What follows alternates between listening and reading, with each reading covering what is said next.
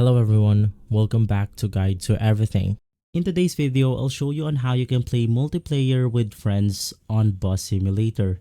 So it's really easy to do this if we navigate on one of the Bus Simulator games right here.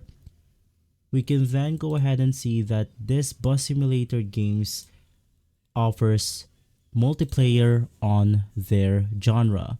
Now to go ahead and use the multiplayer function, all you have to do to go ahead and do this is to simply launch the application first on your computer, and right after that your friends can just go ahead and click on the friend section on Steam, click on view friend list, and from here they can just go ahead and right click on your profile and click on the join game option, and from there they will be automatically logged in into your lobby after choosing the join game option on Steam.